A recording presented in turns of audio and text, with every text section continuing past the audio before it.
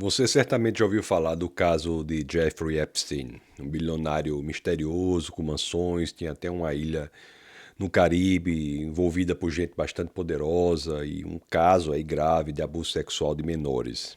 Morreu e sua morte na prisão foi marcada por falhas e perguntas e, enfim, um aglomerado enorme de teorias e discussões. Só que o que eu quero falar aqui com você, o vídeo que eu quero fazer aqui para você, é um vídeo que não vai se debruçar sobre a pergunta que todo mundo está fazendo de quem é que estava na lista, até porque não existe uma lista oficial única que comprove os crimes que todo mundo que foi citado nos documentos teria feito. Minha pergunta também não é sobre se a morte de Epstein na prisão foi ou não suicídio, embora eu entenda que há inconsistências muito grandes na narrativa do suicídio. O fato é que eu quero fazer aqui uma pergunta mais profunda nesse vídeo, que eu quero perguntar, na realidade, o que esse caso revela sobre uma civilização que decidiu viver como se Deus não existisse.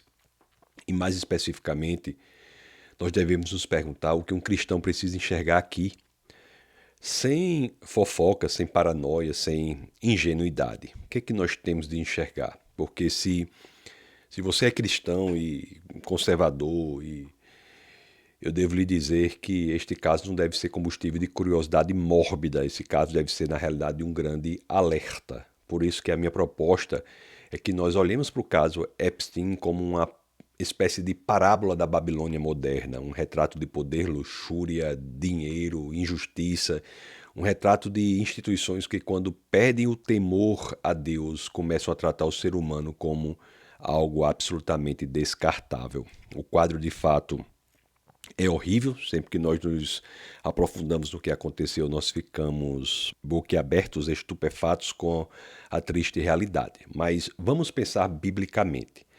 Nisso tudo, o que é que um cristão deve enxergar primeiro? Bom, eu penso que a primeira coisa que logo salta aos olhos é que Epstein virou, na realidade, um símbolo da justiça desigual, um símbolo de julgar desigualmente. A Bíblia trata isso como mais do que um defeito do sistema. A Bíblia, ela aborda essa questão como ela é. Ela chama essa questão de pecado. O apóstolo Tiago, ele claramente é contra esse tipo de ação, ele proíbe a acepção de pessoas. Em Tiago, no capítulo 2, ali nos primeiros versos do 1 ao 4, isso está muito claro ali.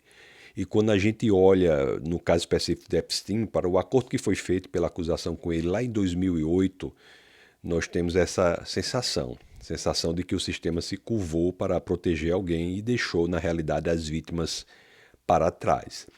E aqui entra uma lição bastante dura e também muito necessária. É a lição de que, quando as instituições perdem a referência moral, elas começam a gerenciar a reputação, não fazer justiça mais. Abandonam a missão nobre de fazer justiça para apenas promover um gerenciamento de reputações. É por isso que nós, eu digo a você, temos acima de tudo de não baixar a guarda e orar, né? Orar, Senhor, livra a nossa sociedade da justiça seletiva, livra nossas instituições de acordos obscuros, livra-nos de um mundo onde seja possível comprar com dinheiro uma espécie de blindagem moral. Não se trata aqui, devo deixar claro, de nenhuma pauta política. Se trata, na realidade, de temor a Deus, e um temor a Deus aplicado à vida real. Se nós formos mais fundo, o que nós vemos é que o caso Epstein não é apenas sobre um criminoso, ele é sobre seres humanos sendo tratados como verdadeiros objetos. E isso, biblicamente falando, tem um paralelo assustador com a imagem da Babilônia que nós extraímos das Escrituras. Lá em Apocalipse 18, a Babilônia aparece como um sistema que seduz, que enriquece, um sistema que domina. E o texto é interessante, ele descreve várias mercadorias de luxo. E vai descrever as mercadorias, ouro, etc, etc, até que no fim da lista nós temos um elemento ali que chama atenção, como a descrição de uma mercadoria naquele ambiente perverso. E a mercadoria é corpos e almas de seres humanos. Está lá em Apocalipse 18:13.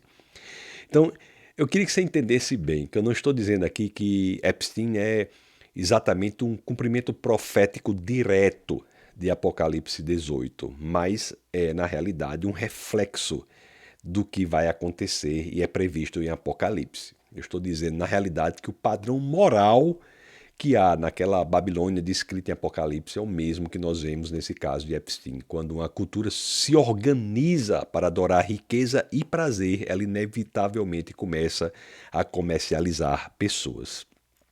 E é aqui que o cristianismo ele aparece como a contracultura, o antídoto contra tudo isso. A fé cristã, ela vem a dizer que o ser humano tem dignidade. O ser humano por completo tem dignidade. O corpo do ser humano não pode ser resificado, coisificado.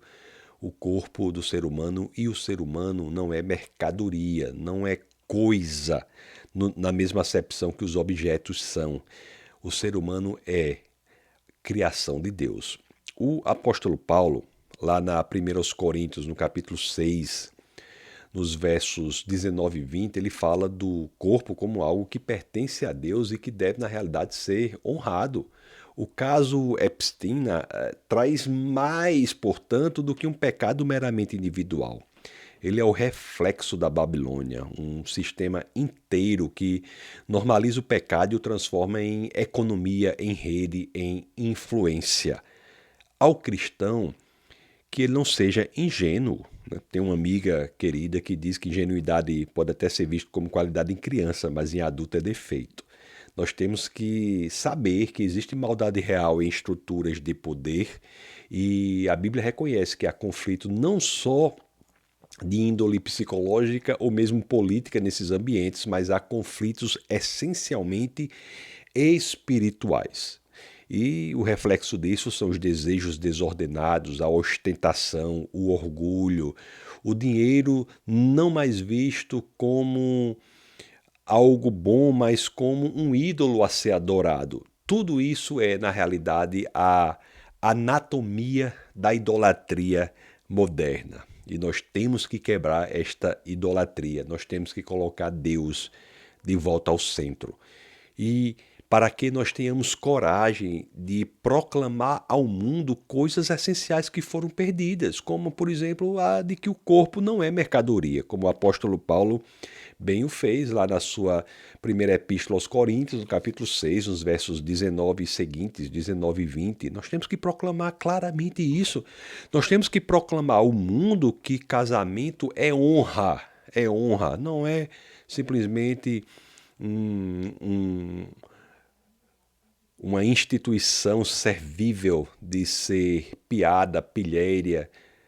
Não, o casamento é a expressão genuína da honra, como dizem as Escrituras e como diz o autor de Hebreus lá no capítulo 13, no verso 4.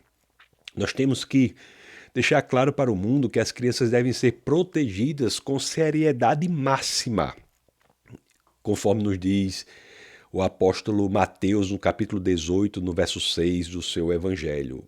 E acima de tudo, nós temos que ser influenciados e ensinados pelo exemplo do Deus encarnado. Nós temos que dizer ao mundo que poder é serviço, não é dominação. Leia lá o apóstolo Marcos no capítulo 10, nos versos 42 até 45, você vai ver isso. Bom, meus queridos amigos, acima de tudo, que nós não retrocedamos diante da maldade do mundo. A esperança em nós é mais forte do que tudo o que você pode imaginar, porque a Bíblia ela nos garante que a Babilônia cai. Apocalipse 18 não é sobre o fim do mundo apenas, é na realidade um aviso eterno de que sistemas que lucram com injustiça hão de cair. Por isso, Apocalipse 18, no verso 4, ele traz um chamado direto: saia dela, saia desse sistema, povo meu. É isso a que Deus nos chama, para que nós saiamos de um sistema perverso que é, na sua ponta, o que acontece ali ao redor desse caso de Epstein.